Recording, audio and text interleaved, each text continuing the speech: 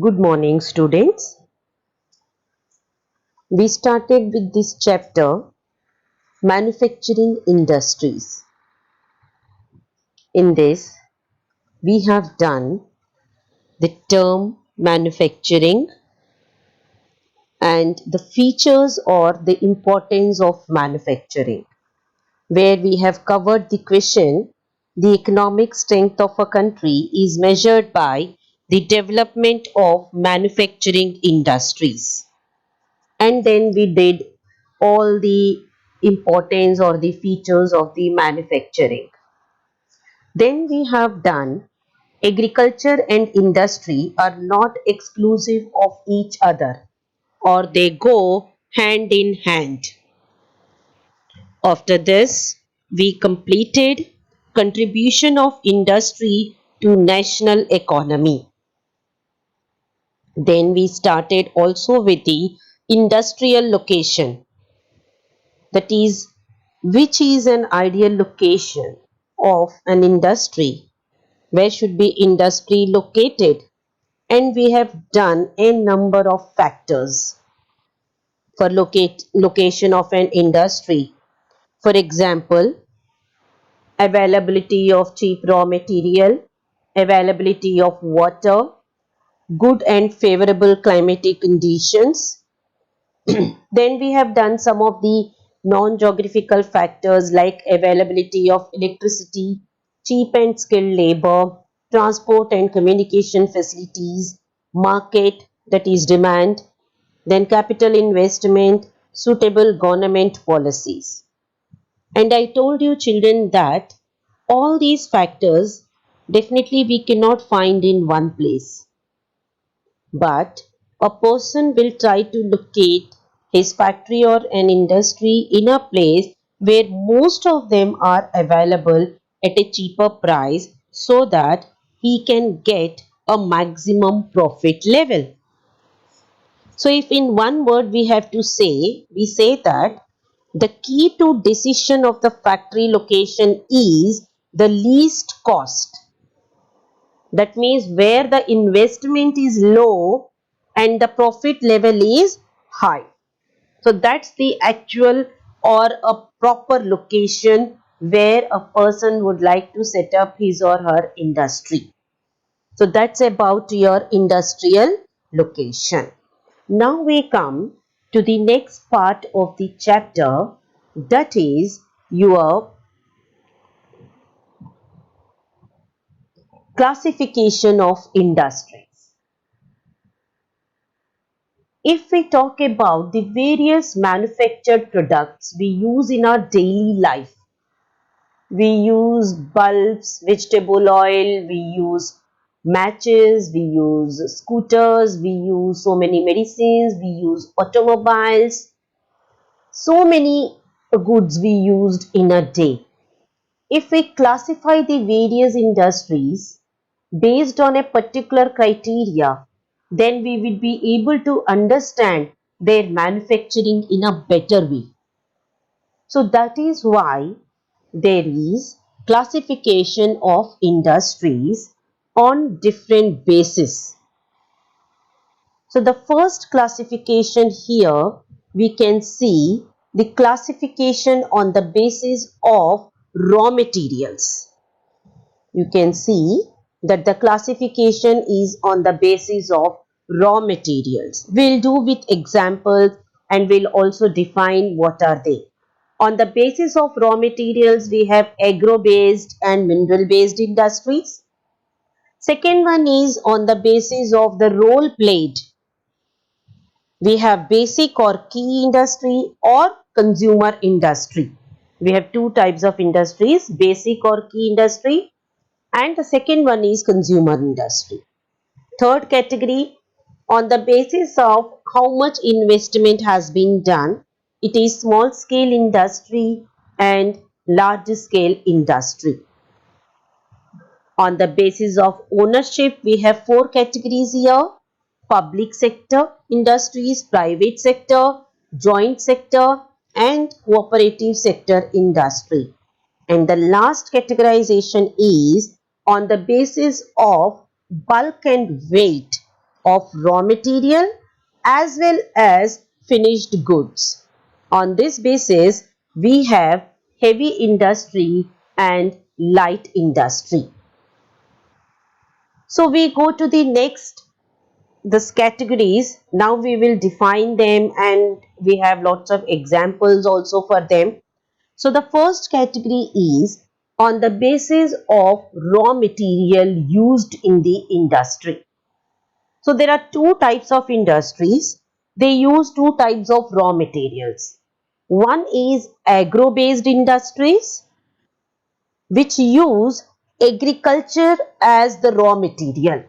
So those industries which use agricultural raw material, we call it as agro-based industry.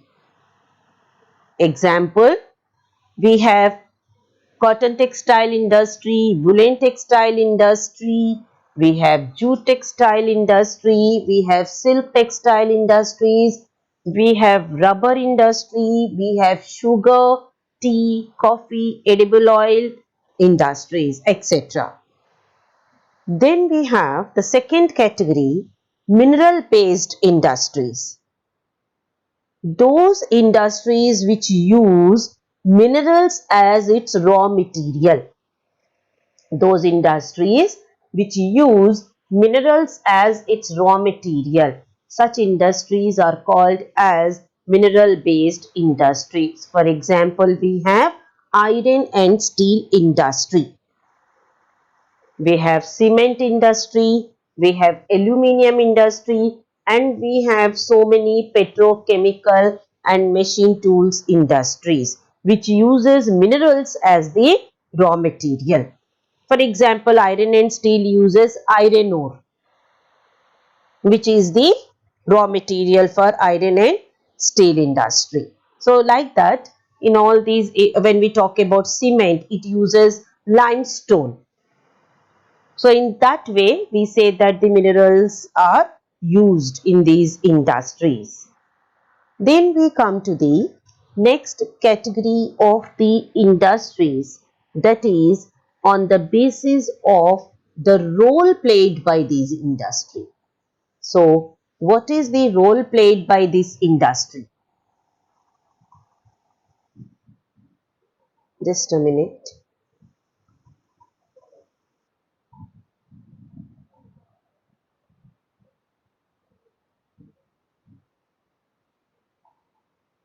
So according to their role played by, we have two types of industries. We call them as basic or key industry, and the second one is consumer industry. So when I talk about basic or key industries, these are those industries which supplies their products or raw materials to manufacture other goods. That means the goods which are made in this industry, they become the raw material for the other industries. For example, when I talk about iron and steel industry, steel which is made in this industry itself is a raw material for several other industries. I am repeating that the iron and steel industry, steel which is manufactured here, that itself becomes raw material for several other industry. For example, automobile industry is dependent on iron and steel industry. Then aircraft industry, defense industry depends on the iron and steel industry. So iron and steel is itself an industry. So whatever is produced in iron and steel itself becomes the raw material for several other industries. That is why it is called as basic or key industry. So it is given here again, I am repeating. It supplies their products or raw materials to further manufacture other goods. Example, iron and steel, copper smelting industry, aluminium smelting industry. So that means the goods, for example, in iron and steel, the steel which is manufactured here, that is not for the use of the consumers directly. That steel is further used in other industries, for example, to make the utensils, or it is used in automobile industries, and then they are coming into the market for the consumers. So they are the basic or key industries. Second category is your consumer industries. What are consumer industries? These are those industries which produce the goods for direct use by consumers. So whatever is produced in these industries, they come directly into the market for the use by the consumers. So that is why it is called as consumer industry. For example, sugar, toothpaste, paper, sewing machines, fans, etc. These are the examples for the consumer industry where the products which are produced, they directly come into the market. After the category, according, that is we have done just now according to their main role, we have now the next category on the basis of capital investment. On the basis of capital investment, that is how much is invested in the industry. There are two types of industries on the basis of capital investment. Capital means the money which you invest from your pocket in the beginning or in the initial stage when you start your industry or a factory at that time, or when you buy the raw material, when you with that money you buy the raw material, so that is your investment. So on that basis we have two industries. We have small scale industries and we have large scale industries. Example, or what do you mean by small scale industry? It is defined with reference to the maximum investment allowed on the assets of a unit. How much money is used in this? So that this limit for the small scale industry keeps changing. So as per the latest figures, it is, if a person is investing rupees 1 crore up to rupees 1 crore, we call that as small scale industry. That is less than 1 crore. If the investment is less than 1 crore, it is known as small scale industry. And generally small scale industry is, we say that it is a labor intensive industry where there will be less amount of machines and more amount of labor will be there. We have examples for the small scale industry, like for example good industry, Kandasari industry, even you can take a cycle industry. So these come under the small scale industries. We come to the large scale industries. These are those industries where investment is more than 1 crore. So it's a large investment. So more than 1 crore investment is done in the large scale industries. And in this industry, we see that there are large number of machines and labor is also more who work upon these machines. We have iron and steel industry in the large scale industry. We have cotton textile industry which comes under the large scale industry. And that completes your one more classification on the basis of ownership. So remember how much investment is done. And as the investment is less in small scale, profit level will also be less. In large scale industries, investment is more, so profit level is also higher. Government is more focusing upon the small scale industries, especially in the rural areas and all. They set up more number of small scale industries where they can employ more number of labor over there, and they can create more number of jobs in the secondary sector and reduce dependency upon the agriculture sector. So the government stress upon these small scale industries. After this, other than this, then we have the next category on the basis of ownership. Who owns those industries?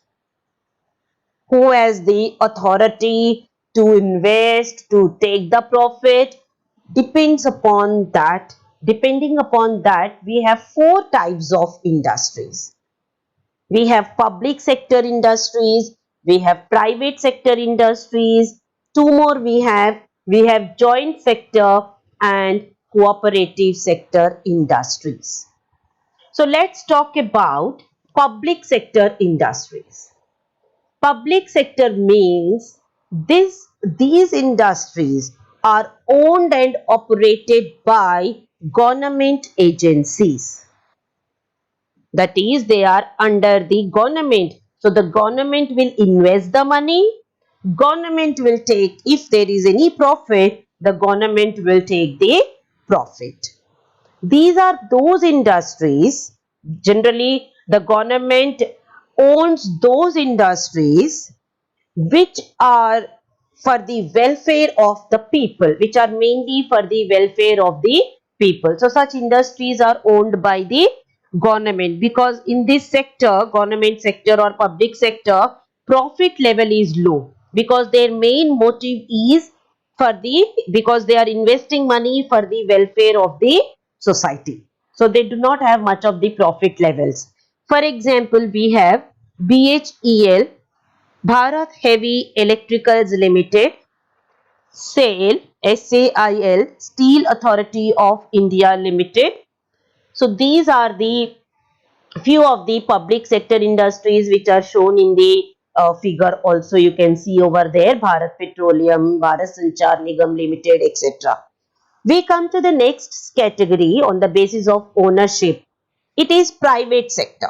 Now, you know what do you mean by private sector? It can be owned by a single person, or it can be owned by a group of people. Say 4 or 5 people together want to set up a factory or an industry. That comes the private sector. So in that case, if 4 or 5 people are there together, they have to invest together, they have to share the loss and profit, whatever it is.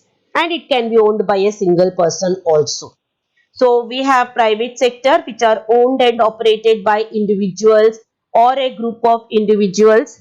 For examples, we have Tata, which is Tata Iron and Steel Company, and then we have Bajaj, and then we have Auto Limited, Bajaj Auto Limited, then we have Dabur Industries, we have Reliance Industries, we have a number of examples for the private sector industries, and their motive is mainly profit making, because they invest the money only for the profit making, not for any welfare of the society. So that's your, on the basis of ownership, two categories we completed.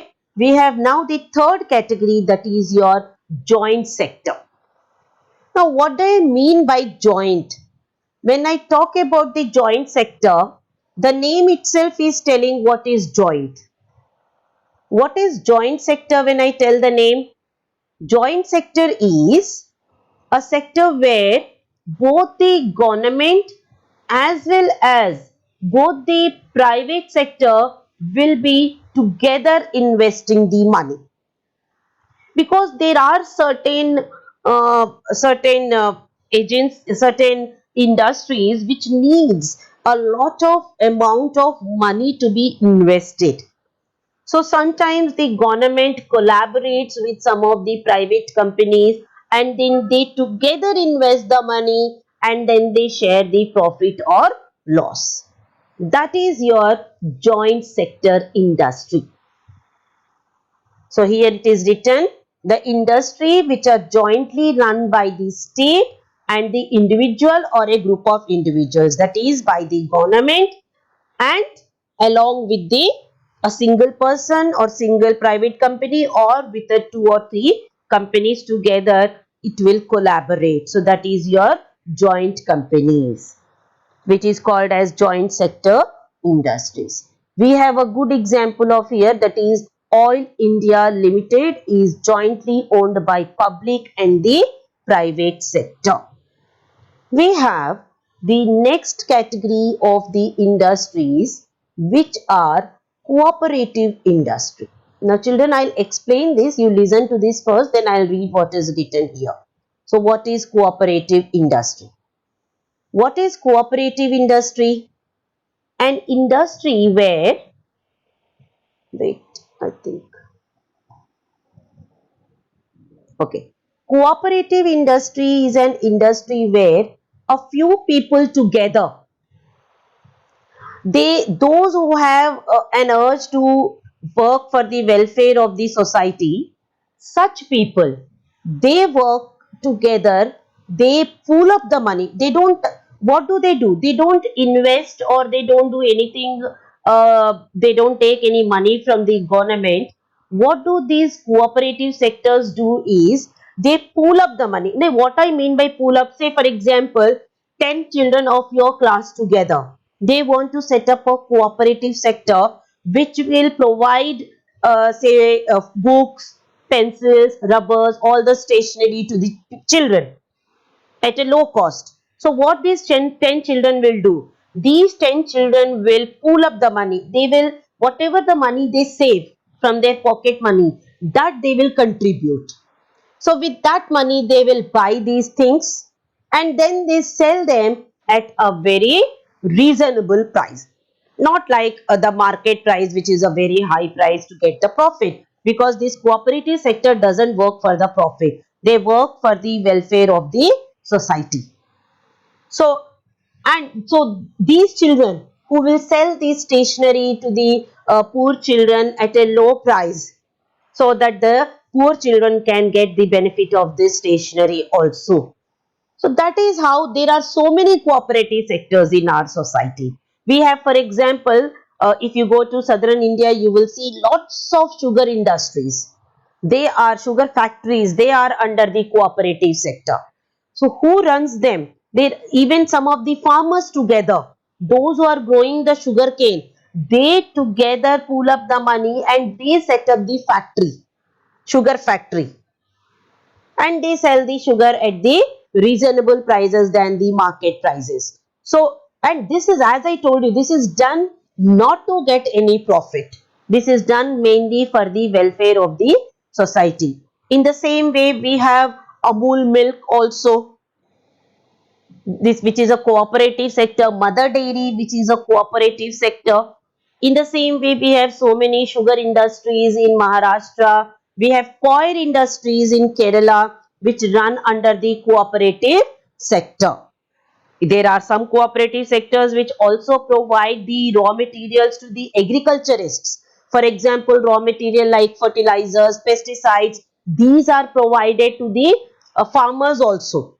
Such type of cooperative sectors are also there in our country. So I am reading it now. What is a cooperative sector? These are the industries which are owned and operated by the producers or suppliers of raw materials, workers, or both. They pool in the resources, as I told you. They share, they collect the money, whatever they can save. That money they collect, whether it is maybe 100 rupees or 500 rupees, and share the profit or loss proportionately. Examples I told you, sugar industries, many of them in South India and Western India, and then we have coir industry in Kerala. So this is your cooperative sector. So we have done 4 under the sector, that is on the basis of ownership. We have public sector, private sector, joint sector, and cooperative sector. Now we come to the last set of industries, which are based on the bulk and weight of raw materials and finished goods. That is the raw materials, what is their weight, what is the weight of the finished goods. On that basis, we have two types of industries. They are heavy industries and light industries.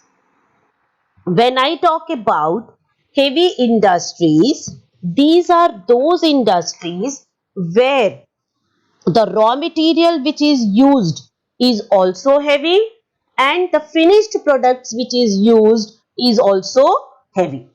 The best example for this industry is iron and steel industry. So what do this iron and steel industry use as its raw material? The raw material which is used in iron and steel industry is iron ore, which is heavy, coking coal, which is also heavy, limestone, which is also heavy.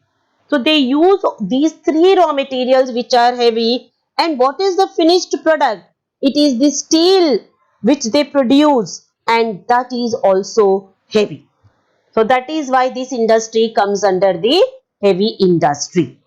The second category is your light industry. Light, light means which is light in weight, children. So light industries use those raw materials whose weight is low, and also the finished products which are produced, their weight is also less. Example, electrical fans industry, watch industry. You can see the watch, which any kind of watch, whether it is wall clock or the wrist watches which you see, they are very light if you compare with the iron and steel. So these industries come under the light industries. So children, I'm just repeating what we have done today. Today we have done mainly classification of industries on the basis of raw material, agro-based and mineral-based industries. We have done industries on the basis of the main role played. We have, that is main role played, we have the industries like basic industries, and then we have the consumer industries. Then we have done on the basis of capital investment, small scale industries and the large scale industries. Then we have done on the basis of ownership, public sector, private sector, joint sector and cooperative sector industries.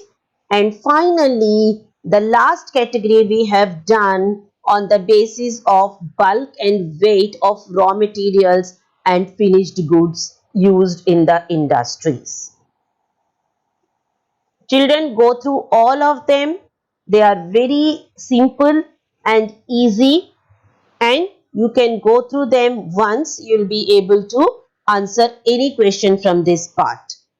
In the next class, we will continue with the now agro-based industries in detail. We'll start with the textile industry. And children, in the next video, we'll do from the NCERT book, because there are lots of changes in the figures, like contribution of textile industries to our economy. There are lots of figures and lots of questions which have been changed. So we'll do from the NCERT book in the next video. So that's all, children. Have a good day. Go through the videos carefully and try to do questions which I have given. That's all, children. Have a good day.